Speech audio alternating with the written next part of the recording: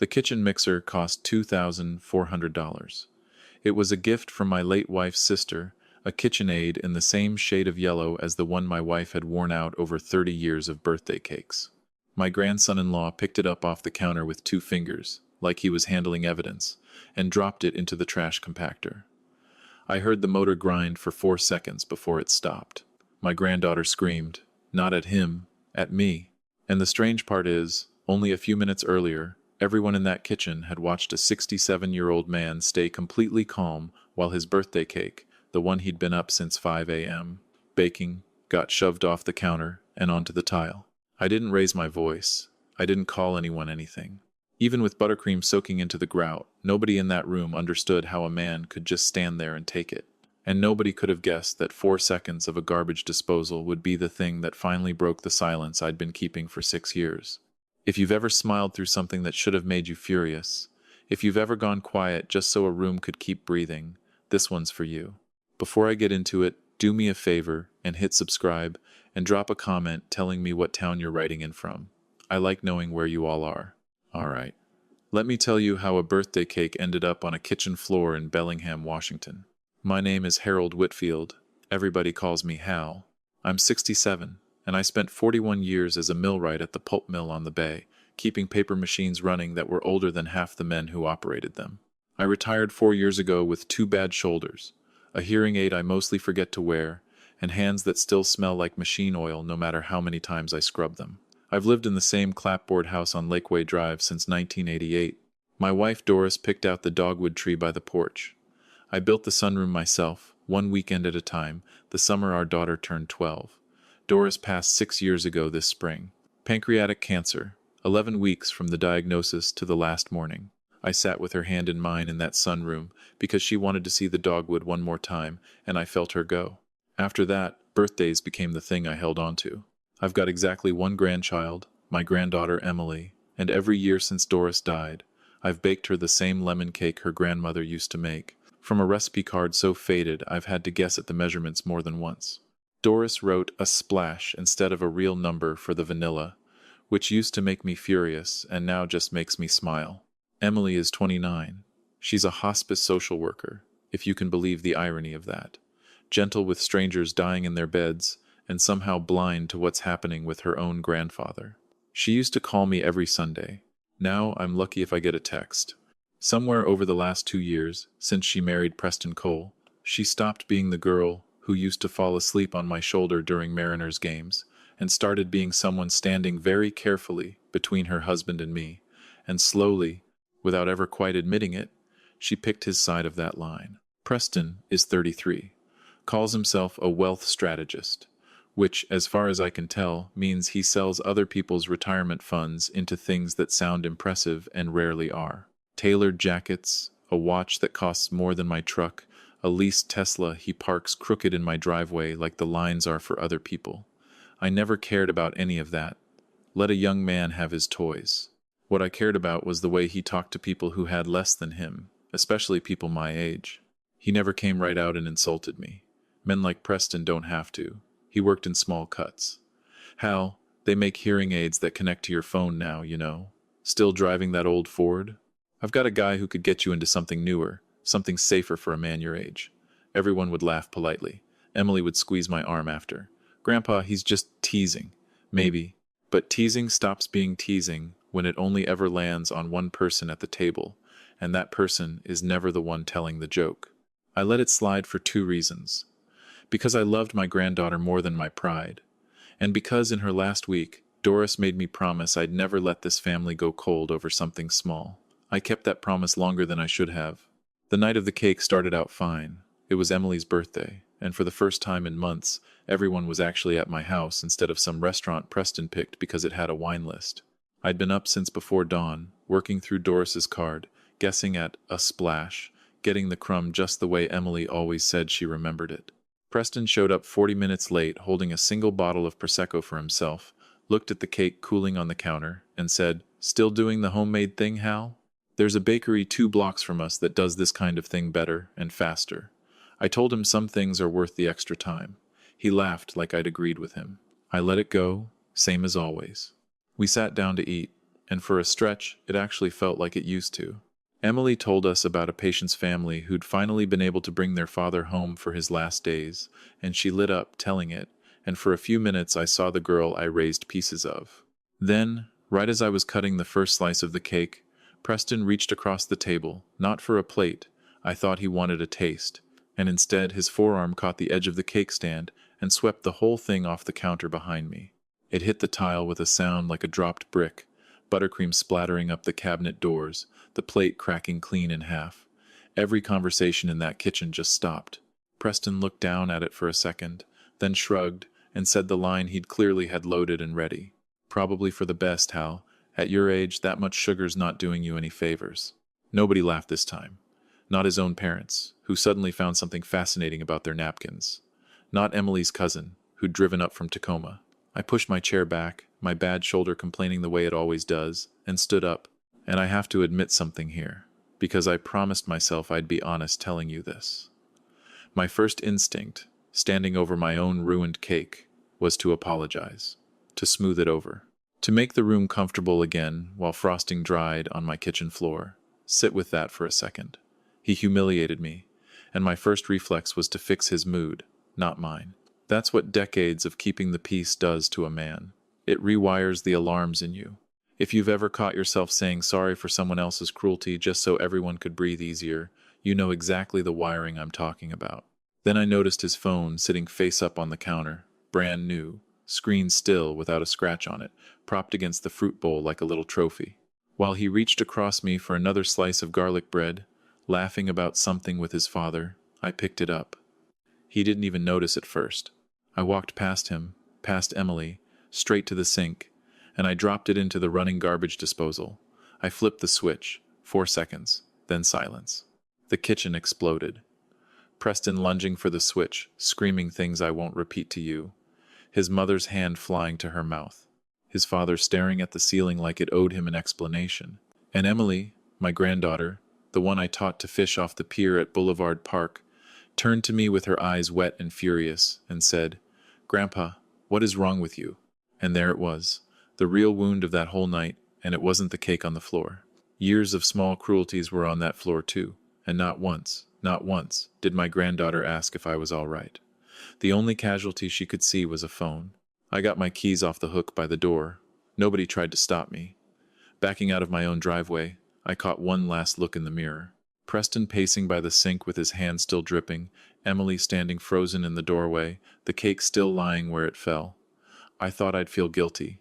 Instead, I just felt tired. Not the regular kind of tired, the other kind. 20 minutes later, sitting in my truck outside the hardware store, because I didn't know where else to go, my phone buzzed. A voicemail from Emily, her voice shaking. "Grandpa, you have no idea what you just started." I played it twice sitting there in the parking lot. She was right. I didn't. But I was about to find out. For 3 days, nobody came by. Nobody called to ask if I'd eaten, since the cake ended up on my floor. What I got instead were 3 text messages, and I want to read you exactly what they said, because the messages are the whole story right there. Sunday night, 10:40. "You need to replace his phone, Grandpa. Monday morning. This is so embarrassing." His parents were right there. Monday evening.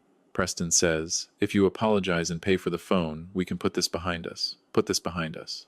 I sat at my kitchen table with coffee, going cold in front of me, reading those 3 messages over and over, doing the math on everything that wasn't in them.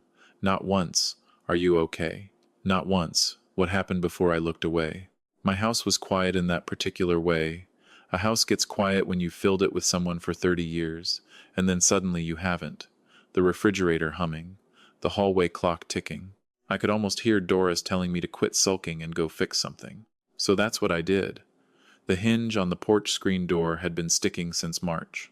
I took the whole thing apart on a folding chair in the driveway, dropped a screw in the grass, spent 15 minutes on my knees hunting for it, muttering words Doris would have fined me a quarter for, and the entire time the same reel kept playing behind my eyes. The cake hitting the floor, Preston's shrug, Emily's face when she looked at me like I was the problem. Around 3 that afternoon, my neighbor Gordon Reyes wandered into the driveway. Gordon, 74, retired from the ferry system, walks a beagle named Skipper twice a day, whether Skipper wants to or not. He'd been at more birthdays in my kitchen than I could count. He started showing up most Sundays with 2 donuts and a story about how he'd meant to buy just one. "You got a minute?" he asked. I held up the hinge, trying to save it from the trash. He nodded like that answered something. Stepped into the driveway, put his hands in his jacket pockets, which worried me, because Gordon's a man who could talk your ear off about tide charts for 20 straight minutes, and right then he looked like he'd rather be somewhere, anywhere, else. "Been chewing on Sunday," he said. "Haven't we all?" I said back. He didn't smile. "Hal, that wasn't an accident with the cake." I stopped turning the screwdriver. "I know," I said. "No," he said. "I mean, I watched it clean as day." He looked right at that cake stand before he swung his arm. Something cold went through my chest. Suspecting a thing and hearing a man say it out loud to your face are two different weights entirely. Gordon glanced toward the street like he expected that crooked parked Tesla to appear, took a breath, and gave me the rest. "Back in February," he said, "I was walking Skipper past your place around dusk. Preston was out front with 2 other fellas, sharp suits, looked like money. They were laughing about something. I only caught one piece of it." "What piece?" I asked. And my neighbor of 19 years looked me dead in the eye and repeated my grandson-in-law's own words back to me. "Once the old man's in a home, that lake lot is basically already mine." For a second I genuinely thought I'd misheard him. My ears aren't what they used to be, but we were standing 4 feet apart in a silent driveway, and I'd caught every syllable clean. I laughed once, not because anything about it was funny, but because my body didn't know what else to do with it. My house. The house where Emily learned to ride her bike down that same driveway. The house where Doris took her last breath looking at the dogwood tree. Already itemized. Already assigned. A line item in another man's investment plan. He was just waiting on me to move out of the way. I didn't sleep much that night. I sat at the dining table with an old photo album and took the tour. Emily at 7, gap-toothed, holding up a crayon Father's Day card that said Grandpa on it in backward letters. Emily at 17, rolling her eyes at prom photos I'd insisted on taking. Emily at 25, laughing next to her grandmother at something I'd long since forgotten. Then the newer pages. Emily and Preston at Christmas. Emily and Preston at Thanksgiving. Emily and Preston in my own kitchen, his arm around her waist, his smile installed like a fixture, and me somewhere at the edge of the frame, half-cropped, usually the one holding the camera. I ran my thumb over Doris's face in one photo and asked the empty room, did I miss this? I don't know who I thought was going to answer. God, myself, maybe both. Had I gotten so scared of losing my granddaughter that I'd shrunk myself down small enough to fit in the corner of my own family's pictures? I picked up my phone to call her. My thumb hovered over her name for a long moment. Then I heard her voicemail again in my head. "You have no idea what you just started." I set the phone down, and I made the first decision in 6 years that had nothing to do with keeping someone else comfortable. No yelling, no begging, no posting about it online for sympathy. I was going to pay attention, quietly and carefully, the way you listen to an engine that's about to tell you the truth about itself. Because if Preston believed that age made a man harmless, he'd mistake my silence for weakness. And nobody who spent 41 years around industrial machinery confuses quiet with off. After that conversation with Gordon, I stopped seeing Preston as rude and started seeing him as working. Every compliment on a schedule, every offer to help me out, an invoice waiting to print. I told no one what I knew. I confronted no one. From the outside, nothing about my life changed. On the inside, I was running diagnostics. The first pattern surfaced fast. My future had suddenly become the most popular topic at my own table. Emily stopped by one Wednesday with 2 coffees from the place downtown, and for half an hour it was wonderful. A patient's family she'd helped, my tomato plants out back, the raccoon that keeps getting into my compost. It felt like before. Then, stirring her coffee without looking up, she said, "Have you thought at all about downsizing, Grandpa? This house is a lot for one person." "It keeps me busy," I said. "Your shoulders, though," she said. "The stairs to the basement. I appreciate you worrying," I said. And then it came, dressed up casual as a weather report. "Do you know where the deed is? Just in case anything ever happens." There it was. Not loud, not dramatic. "Somewhere," I said, "easy as anything. You should really get that organized," she said. "Probably should," I agreed, and gave her nothing else, and watched a flicker of disappointment cross my granddaughter's face, one I would have missed completely a month earlier. Doris always said Emily couldn't lie to save her life. Turns out she wasn't much better at hiding an assignment either. The following Sunday, Preston showed up carrying a bottle of wine that cost more than my week of groceries, the first gift he'd given me in 3 years of marriage that wasn't really an opinion in disguise. He complimented my tomatoes, asked about the truck, offered to have his landscaping guy come mow my lawn for free. Just say the word. I'm good, I told him. I like doing it myself. And I caught it. The quick, flat glance he traded with Emily, the look married people share when a script goes sideways. That glance bothered me more than any insult ever had, because insults are weather, but a glance like that is climate. A week after, he tried again, wandering up while I was under my truck changing the oil. You still do this stuff yourself, huh? I enjoy it, I said. You know, houses on the lake side of town are going for crazy money right now. You could sell, grab a condo somewhere warm, Arizona maybe, never shovel snow again. Not a snowbird, I said, and kept working the wrench. He laughed his networking laugh. Well, you won't want to keep up all this forever. I slid out from under the truck and looked at him a beat longer than was comfortable. Preston? I said. Yeah? I've lived in this house 38 years. The day I don't want it anymore, you'll be the first to know. His smile went stiff at the corners. Fair enough, he said, and left 5 minutes later. That exchange stuck with me, not because it scared me, but because it sounded rehearsed, like a pitch he'd practiced in his car on the drive over. The next week I had a standing appointment with my attorney, Marion Castellano, who'd handled Doris's estate and had beaten me at chess more times than I care to admit. I'd come in to update a beneficiary form, routine paperwork.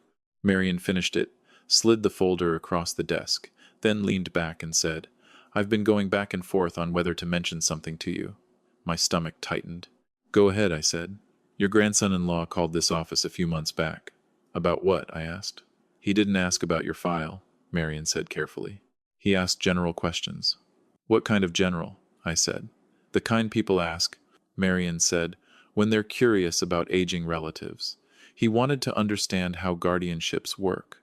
What happens when a court decides an older person can't manage their own finances anymore? Whether moving into assisted living changes who technically owns a house. My jaw was tight enough to crack a walnut. What did you tell him? I asked. The only thing I legally could, Marion said, with the ghost of a smile. Nothing. He never used your name. He didn't have to. We sat in that silence together, two old men reading the same page. Finally, Marion said, Hal, I don't like assuming the worst about family. Neither do I said. But those weren't curiosity questions. No, I agreed. Those were logistics. I drove home slow that evening, not because of traffic, but because every mile dissolved another excuse I'd been propping up for months. Maybe he didn't mean it that way. Maybe it's just his sense of humor. Maybe Emily will notice eventually. Maybe I'm being too sensitive about all of it, one by one, gone. That night I stood in my garage, the one room in the house that's always felt entirely mine. Tools hanging exactly where my hands expect to find them. I picked up the framed photo from our 30th anniversary, Doris laughing because I'd burned the first batch of salmon on the smoker. I ran my thumb over the glass and said it out loud to nobody. They think getting old means getting easy to move. The garage didn't answer me, but somehow she did anyway. The next morning I called Marion before 8. I want to make some changes, I said. What kind? He asked. The kind, I said, that makes sure nobody ever again mistakes my kindness for a signature. He was quiet a moment. Then I'll clear my afternoon. Here's what surprised me most through all of it. The paperwork was never about revenge, and Marion never once treated it that way. He asked me one question that reframed the whole thing for me. What outcome lets you sleep at night, Hal? I thought about it honestly and told him I don't want to punish anybody. I just never again want somebody planning out my future without asking the man actually living it. So that's what we built over 2 meetings and a session with an estate planner, a revocable trust. An independent trustee, no family, no friends, nobody with a stake in the outcome. Updated medical directives, rewritten power of attorney, every document saying the same quiet sentence in legal language. Nobody steps in over Harold Whitfield because they've decided they know better. No traps, no hidden recordings, no theatrics. Just a grown man locking his own doors, finally. Something strange happened the day those papers got signed. Preston got smaller in my head. For the first time in months, my whole world grew back out past the edges of him. Gordon showed up one Saturday with 2 coffees and a question. You still got that old Bronco up on blocks in the back? Needs the transmission rebuilt, I said.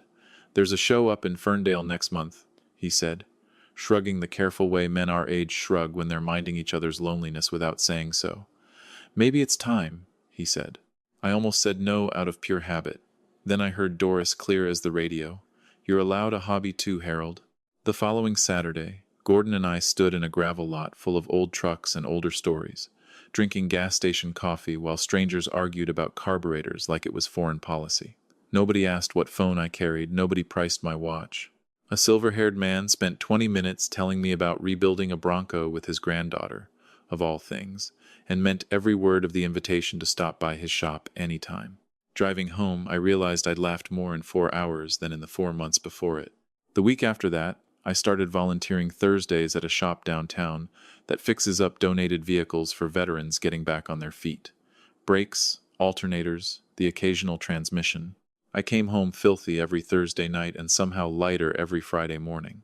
There's something about helping a stranger that reminds you you're still worth something, right at the exact moment your own family seems to have forgotten it. A month after the birthday, Emily called. "Where have you been?" she asked. "Around," I said. "You've been hard to reach." "Been busy doing what exactly?" she asked. "A little fishing, a little volunteering." A pause. "You never told me any of that," she said. "You never asked," I said back. Silence, not angry, just familiar. For 30 years I'd arranged my whole life around everyone else's calendar. Now they'd have to find a little room in mine. One evening after dinner, without really planning to, I pulled a legal pad across my kitchen table and wrote my granddaughter a letter. Not an angry one. Not a lawyer's letter. The true one, about her grandmother, about how scared I'd been of losing this family since we lost Doris, about why I'd kept swallowing every small cut, because I believed standing up for myself meant losing my granddaughter too. And near the bottom, my pen wrote a line that surprised even me. I never needed you to choose between your husband and your grandfather. I only needed you to notice when someone treated your grandfather like he didn't matter. I stared at that sentence a long while, because it was true, and true things carry weight. Then I folded it, sealed it, wrote her name on the front, and put it in my desk drawer. She wasn't ready for it yet. Maybe I wasn't either. A few days later, Gordon leaned on my fence while I washed the truck. "You hear the latest? Your grandson-in-law's been telling people you've gotten erratic since Doris passed." I laughed. "That's new," I said. Gordon grinned. "This part's new too. He's calling a family meeting to clear the air." Neither of us believed that for 1 second. 2 nights later, Emily called, her voice careful. "Preston wants everyone together Saturday to sort things out. Will you come?" I looked out across my backyard, the dogwood throwing its evening shadow, and noticed something I hadn't expected to feel. I wasn't dreading it. I wasn't going there to defend myself or argue my case or audition for anyone's respect. That season of my life was over. "I'll be there," I said, calm as Sunday. She let out a breath. "Thank you, Grandpa." Then I made one more call. "Marion, I think it's time."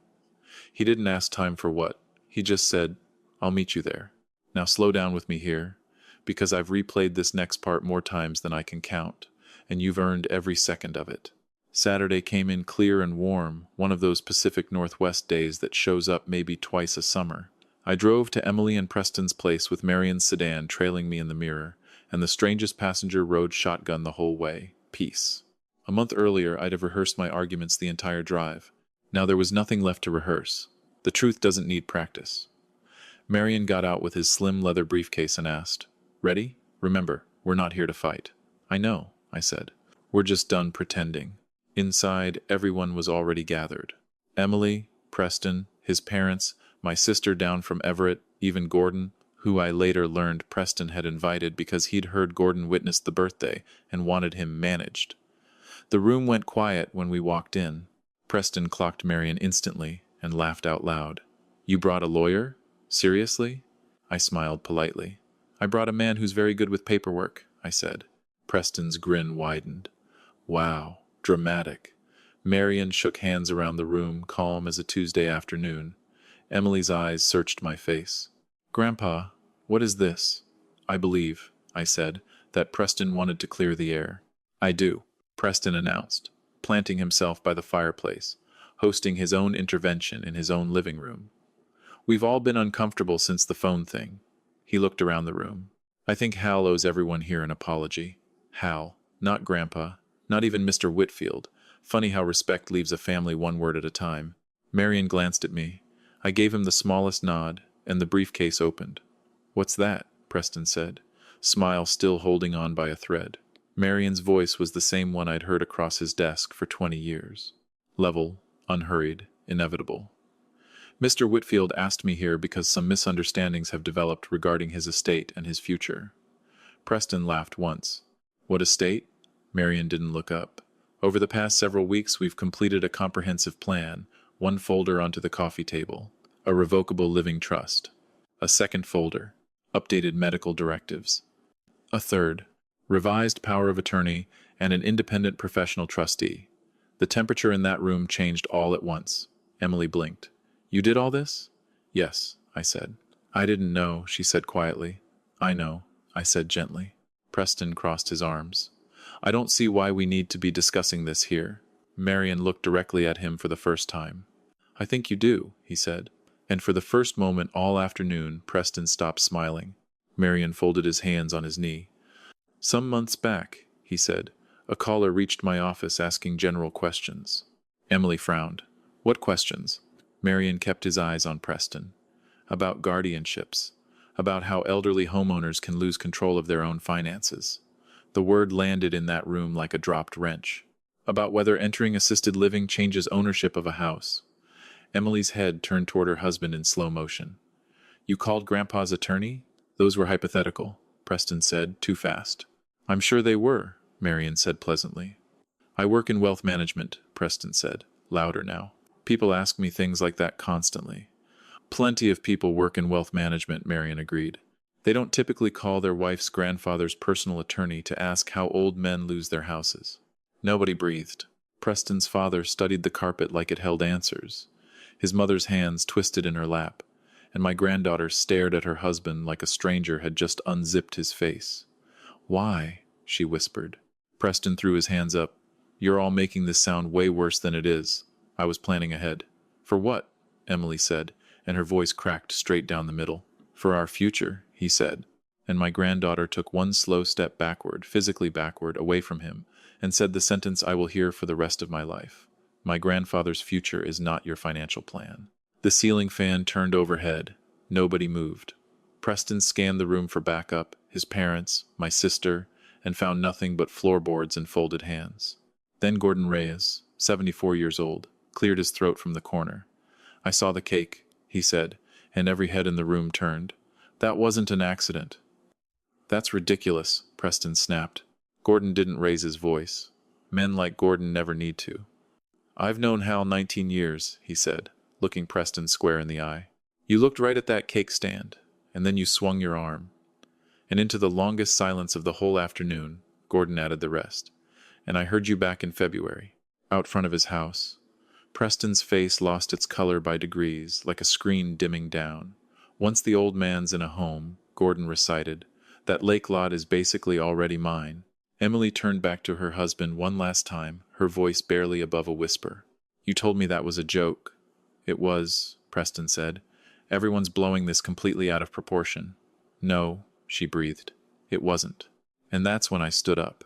Not in anger, because I wanted the whole room to hear this at a normal, conversational volume. "I didn't come here to embarrass anybody," I said. "I came because I spent 38 years building a home with my wife." I looked at my granddaughter. "I wanted my retirement to be about fishing and old trucks and Sunday dinners with you. Instead, I found myself checking whether I still needed to defend my own front door." Nobody interrupted. "I never cared about the phone," I said, turning to Preston. "I cared that you found humiliating me funny. And I cared even more," I said to the whole room, "that somewhere along the way, I started believing keeping the peace meant accepting disrespect. I was wrong about that." The silence that followed wasn't awkward, and it wasn't tense. It was just honest. Maybe the first fully honest silence that family had shared in years. Marion quietly clicked his briefcase shut. "I believe our business here is finished," he said. Nobody stopped us at the door. Behind me, Emily said one word: "Grandpa." I turned, and my granddaughter stood there with 100 sentences caught in her throat, none of them able to move. And then she simply started to cry. I gave her a small, sad smile and walked out into the sunlight. In the driveway, Marion asked how I felt. I started the truck and searched around for the word. Lighter, I said. He nodded, like a man who'd seen it plenty of times before. That's what happens, he said, when people finally set down the things that were never theirs to carry. I drove home with the windows down for the first time in longer than I could remember. And here's the lesson that whole afternoon taught me, the one I want you to actually take with you. The mistake most of us make is believing boundaries are walls you put up against people. They're not. They're the paperwork of self-respect. And the people who get angriest about them are always the ones who had plans for your open door. Life didn't turn to glass and sunshine after that meeting. Real life never does. I still woke at 6. My shoulder still complained on the stairs. Doris's chair still sat empty across the kitchen table. Some things don't change just because you finally told the truth. 3 days later, Emily called. I let it ring through, not out of punishment. I just didn't have the words yet, and mowed the lawn instead. A week after that, she knocked on my door. She looked worn thin, dark circles, hair pulled back fast, no armor on at all. She looked like the little girl who used to come home swallowing tears after a lost softball game. Can I come in? She asked. Of course, I said, and made coffee. She sat down in Doris's chair without thinking, then froze. I'm sorry, she said. It's okay, I told her, and meant it. We didn't touch the coffee for 5 minutes. Then, I didn't know, Grandpa, she said. I believe you, I said, and watched her decide to be braver than that. But that's not the whole truth, she said, staring down into her cup. I saw the little jokes. I heard the comments. I just kept telling myself they were small. They were, I said softly. One at a time. She looked up, but together they were a direction. Her eyes filled. I should have stopped it years ago, she said, and I put my hand over hers on my kitchen table and told her the truest thing I had in me. You loved your husband. I still do, she whispered. I know, I said, and I love you. I know that too, she said, and cried the quiet kind of crying that comes from finally setting down a weight. When she left, she hugged me harder than she had in years. I let myself hope we'd turned a corner. We hadn't. Not yet. 2 weeks later, she was back. Angry this time. Not at me exactly. At the wreckage of it all. Preston says, everyone ganged up on him, she said. I nodded. He says, Gordon exaggerated. I see, I said. He says your lawyer ambushed him. I said nothing. And then the question she'd actually driven over to ask, can't we all just move past this? I looked at my granddaughter for a long moment. Then I walked to the desk, opened the drawer, and took out the envelope with her name on it. I wrote you this, I said. She reached for it, and I gently pulled it back. Not yet, I said. Her face fell. Grandpa, why not? Because you're not ready, I said. And because right now, sweetheart, you're still trying to manage everyone else's pain except your own. She wiped her eyes. I don't know what to do, she said. You don't have to solve it today, I told her. She hugged me at the door. Neither of us said his name. Another month turned over. Summer leaned toward fall. The dogwood started going red at the edges. Thursdays still belonged to the veterans shop. Saturdays belonged to Gordon and coffee, or a car show somewhere up the valley. And for the first time since Doris died, I wasn't just passing time anymore. I was spending it. Then one cool September afternoon, a third knock at my door. Emily stood on the porch alone, and something in her face had settled. Calmer, older, cleaner somehow. She sat down and said 2 words. I left. I didn't ask for details. She gave me the one that mattered anyway. I asked him one question, she said. I asked if he'd have treated you that way if Grandma were still alive. She smiled the saddest smile I'd ever seen on her. He couldn't answer me. Not one word. I closed my eyes for a second, mostly for Doris.